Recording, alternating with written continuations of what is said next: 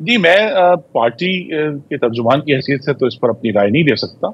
लेकिन वो तमाम कानूनदान जो इस पर राय दे रहे हैं, मेरी उनसे भी ये दरख्वास्त है कि जो कानून साज़ हैं उनकी भी राय की कुछ अहमियत है। तो मैं एक साबिका कानून साज़ की हैसियत से अपनी राय आपको दे रहा हूँ कि इसमें अभी आपको मालूम है कि जो आउटगोइंग चीफ जस्टिस हैं, उन्होंने शिकायत की है बाकायदा कि जी कोर्ट को सियासी मामलात में घसीटा गया है, कोर्ट के सामने आईनी मामलात में बड़ा वक़्त ज़ाया हुआ है, जिसकी वजह से वो जो दूसरे अपीलें थी पाकिस्तानियों की उस पर नहीं सुन सके, वक़्त नहीं दे सके। तो लिहाज़ा ये भी एक आईनी मामला है जिसके जिसके अगर कोर्ट इसके ऊपर वक़्त देगा तो फिर तमाम जो इंतखाबात हैं, उसके ऊपर बेयकीनी का अंसर रहेगा।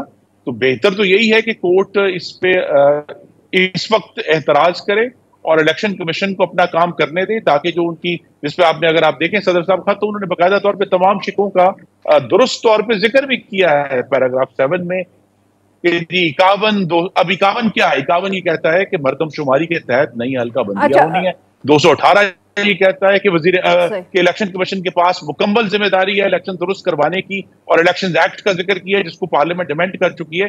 लिहाज़ा इन सब चीज़ों के तनाज़ुर में ज़ाहिर है पिटीशंस तो जाएँगी। अब ये कोर्ट की सवाबदीद है कि क्या वो दोबारा सियासी दलदल में कदम रखना चाहते हैं या नहीं।